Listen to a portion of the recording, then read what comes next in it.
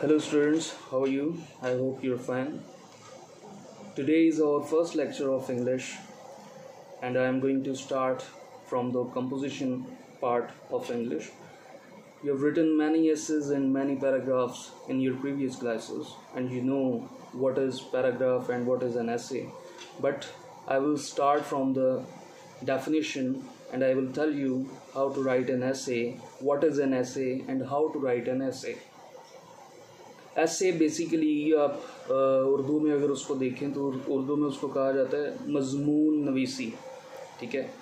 आप ऐसे लिखते हो तो अभी I will just go through it and थोड़े से आपको उसके पॉइंट्स बताऊंगा और किस तरह एक अच्छा ऐसे लिखा जाता है। आज हम ये करेंगे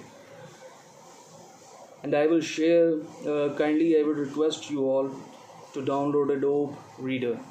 एडोबी रीडर को डाउनलोड कर लें ताकि मैं आपको पीडीएफ में भी शेयर कर सकूं, जो मैं नोट्स थोड़े बहुत लिखता हूँ आपके लिए वो भी शेयर कर सकूं ताकि आप पढ़ सकें। अच्छा, what is an essay?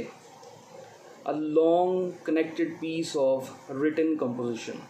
This is the definition of an essay कि एक कंपोजिशन का पार्ट, कंपोजिशन होता है to write creatively, to write anything, to compose something. आप सेंटेंसेस मिलाते जाते हो और देन एक ऐसे बन जाता है। आपको पता है पैराग्राफ में क्या होता है कि you just right one paragraph on the given topic. जो भी आपको टॉपिक दिया जाता है उसके ऊपर आप एक पैराग्राफ लिखते हो। लेकिन ऐसे के अंदर क्या होता है, there are at least 3 to 5 paragraphs and I will tell you कि उसके अंदर क्या क्या होता है आगे चल के।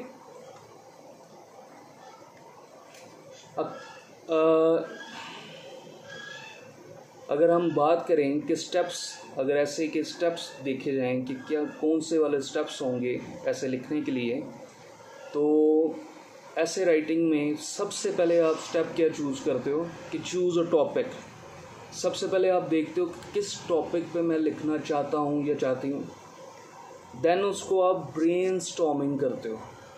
ब्रेनस्टॉर्मिंग होता है एक आप उसका मेन आइडिया या उसका मेन थीम आप डेवलप करते हो आप अपने माइंड के अंदर, और उसको फिर उसको एक उसकी आउटलाइन की उसको शक्ल देते हो, अपने पॉइंट्स ज़हन में सोचते हो, गो थ्रू करते हो टॉपिक के ऊपर कि आपके पास इसका नॉलेज कितना है, आपके पास इसके इंग्रेडिएंट्स कितने हैं इस ऐसे के अंदर लिखने के लिए। और फिर आप तीसरा जो आपका पॉइंट है, फिर उसको आप एक एनालाइज करके सारे डाटा को जो आप ब्रेनस्टॉर्म करते हो उसको राइट करना शुरू करते हो। तो जब भी आप एक टॉपिक सेलेक्ट करो, आपकी जो ओपनिंग होती है, आप एक ऐसी लाइन से या एक ऐसे सेंटेंस से उसकी ओपनिंग करो जो सारा आपका कॉन्सेप्ट है उसका सारा थीम हो। You have to start with the theme. आपने ऐसे कि जब भी ओपनिंग करनी है आपने थीम से स्टार्ट करना है कि कोई भी आप किसी के भी बारे में ऐसे लिख रहे हो तो आपने सबसे पहले एक ऐसा सेंटेंस लिखना है जिसके साथ जो आपका रीडर है, जो पढ़ने वाला है, उसका एक अटेंशन डेवलप हो जाए आपके ऐसे की तरफ। So moving towards the format of essay. Format होता है introduction, then body, then conclusion.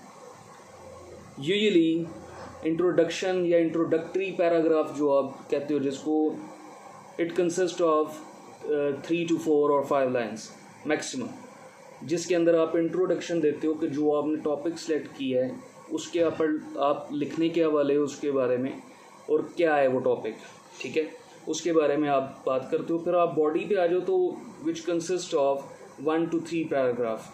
आप एक पैराग्राफ में भी बॉडी बना सकते हो, आप मैक्सिमम 3 पैराग्राफ्स में भी उसकी बॉडी बना सकते हो। फिर आप आता है आपका एट द एंड आपके पास होता है कंक्लूजन। और बच्चे, आप जब भी मेरा लेक्चर सुन रहे होते हो काइंडली अपने पास रफ कॉपी और पेंसिल ज़रूर रखा करें ताकि पॉइंट्स जो आपके जहन में आप लिखते जाएं उसको, क्योंकि इसको इतना लंबा तो हम लिख नहीं सकते। कंक्लूजन एट द एंड क्या होता है कि सारी जो आपने चीज़ें डिस्कस की हैं पूरे ऐसे के अंदर, उसका जो एक निचोड़ है, the main idea, the main theme of your ऐसे, उसके अंदर आप कंक्लूजन देते हो। और sometimes you give your remarks, ठीक है, आप अपने रिमार्क्स देते हो कि मैं क्या सोचता हूँ या मैं क्या सोचती हूँ. Then if we talk about the types of essay, there are 3 types of essays: descriptive essays, narrative essays, and reflexive essays. First of all, descriptive essays कौन से होते हैं? Describing a person, animal, place or thing in such a way that a picture is formed in reader's mind. जो पढ़ने वाला है उसके दिमाग के अंदर एक इमेज बन जाए. जब भी आप उस ऐसे को लिखो, वो जो पढ़ने वाला है उस इंसान, उस एनिमल, उस चीज़ या उस जगह के बारे में जिसके बारे में आप लिख रहे हो, वो पूरी एक इमेज क्रिएट कर ले अपने माइंड में. ये होता है एक अच्छा ऐसे जब आप लिखते हो.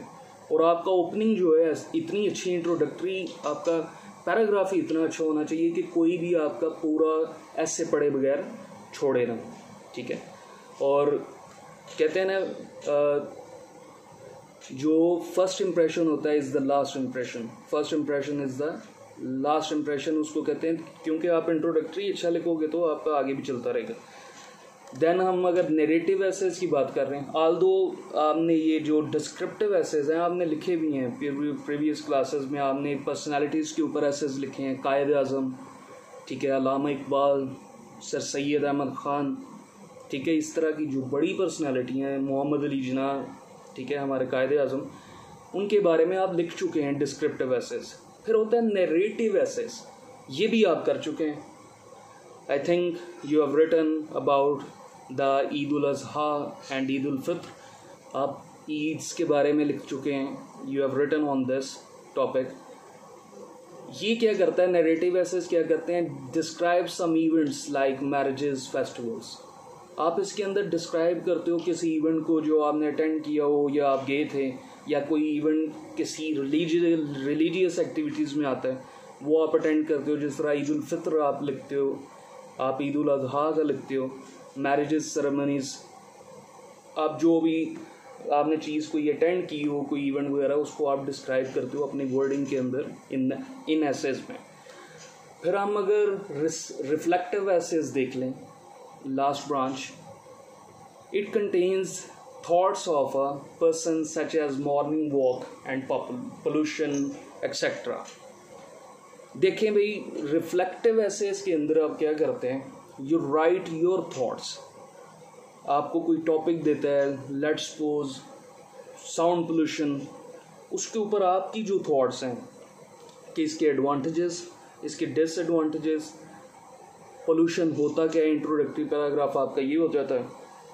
और फिर आप यू राइट अबाउट इट, जो भी आप सोचते हो और जो भी आपका इसके ऊपर नॉलेज है दैट यू शेयर. अब कुछ बातें ऐसी हैं कि वो आपको पता होनी चाहिए. लाइक जब भी ऐसे लिखें, बी प्रिसाइज. अगर एक चीज़, अगर आपने एक पॉइंट डिस्कस कर दी है, फिर बॉदर ना करें, don't discuss it again, just write it once. और अपने सेंटेंसेस को प्रिसाइज रखें. जो फॉर्मेशन है एक लैंग्वेज थ्योरी की, जो सिंटैक्टिक वेज हैं उसकी, उसी तरह साइंटेक्स के साथ आप चलते रहें कि पहले आपका सब्जेक्ट आ जाता है, फिर प्रेडिकेट या वर्ब, और उसके बाद आपका ऑब्जेक्ट आ जाता है. इस फॉर्म में चलते रहें. छोटे सेंटेंसेस लिखें. लंबे कॉम्प्लेक्स सेंटेंसेस लिखेंगे तो आपकी ग्रामेटिकल मिस्टेक्स बहुत ज़्यादा हो जाएंगी. बी प्रिसाइज, छोटे एसेज लिखें, टू द पॉइंट्स सेंटेंसेस लिखें, और उसमें प्रिसाइज और एक्यूरेसी होनी चाहिए ताकि वो छोटा रहे लेकिन एक्यूरेट हो.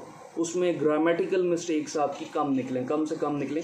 सिर्फ इस सेंटेंस स्ट्रक्चर को फॉलो करें कि सब्जेक्ट, वर्ब एंड ऑब्जेक्ट.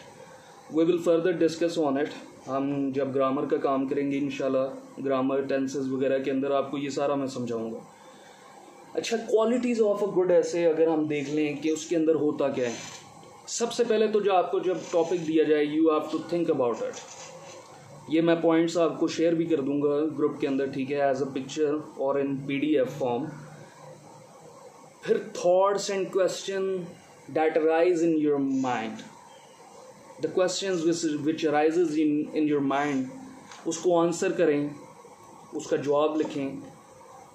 एक रफ सी आप एक उसको आउटलाइन कहते हैं, आप पॉइंट्स लिख लेते हो कि मैंने क्या क्या पॉइंट्स इस ऐसे के अंदर डिस्कस करने हैं, जस्ट राइट इट, ठीक है। उसको छोटे छोटे पॉइंट्स में आप लिख लें, एक रफ सी आउटलाइन बना लें, फिर देन आप मूव करें उसको अरेंज करने पे कि फर्स्ट पॉइंट मैंने कौन सा डिस्कस करना है, इंट्रोडक्टरी पैराग्राफ में मैं क्या लिखूंगी या लिखूंगा, ठीक है।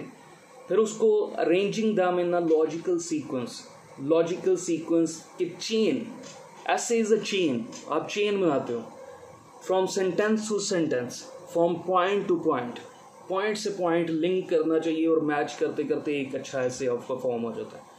फिर आप कॉन्सेंट्रेट करना है आपने, जो अपना आप स्टाइल यूज़ कर रहे हो प्रिसाइज रहे, मैंने आपको बताया ये इसका मतलब है कि प्रिसाइजली लिखें, छोटे सेंटेंसेस लिखें ताकि ग्रामर की मिस्टेक कम हो, स्पेलिंग मिस्टेक करने से गुरेज करें, अवॉइड स्पेलिंग मिस्टेक्स जो हैं, आप जो वर्ड आपको स्पेलिंग नहीं आते सर्च इट ओवर इंटरनेट और फ्रॉम द डिक्शनरी, फिर उसको लिखें।